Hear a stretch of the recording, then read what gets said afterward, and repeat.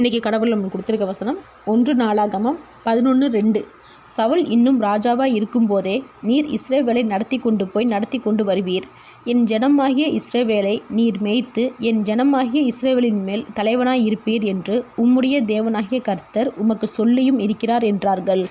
இந்த வசனத்தை கொண்டு கடவுள் நம்மகிட்ட என்ன சொல்கிறார் பார்ப்போம். சவுல் ராஜாவாக இருக்கும்போதே தாவீது மக்கள் மத்தியில் உயர்வான பேரை சம்பாரித்தான். தேவன் அவனை ஆசீர்வதிச்சிருந்தாலும் அந்த ஆசீர்வாதத்தை சரியான வழியில் பயன்படுத்தினான். அவன் சில தப்புகள் செய்தபோது தேவன் இது தப்புன்னு உணர்த்தினதுக்கப்புறம் அந்த தப்புகள் அவன் செய்யலை. அப்போது தேவன் நமக்கு எந்த ஆசீர்வாதத்தை கொடுத்துருந்தாலும் அது சின்னதோ பெரியதோ எதுவாக இருந்தாலும் தேவனுக்கு பயந்து அதில் நம்மளோட முழு உழைப்பையும் போடணும்.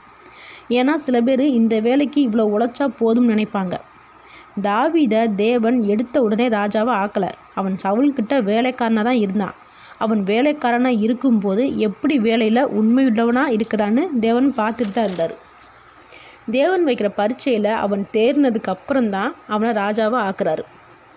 அதே போல் தேவன் நமக்கு கொடுத்த வேலையில் படிப்பில் உண்மையான உழைப்பை நம்ம ஆர்வத்தோடு போடும்போது நமக்கு மேலே எத்தனை பேர் உயர்ந்திருந்தாலும் முதல் இடத்துல இருந்தாலும் நிச்சயமாக நம்மளை அவங்களுக்கும் மேலே உயர்த்துவார்.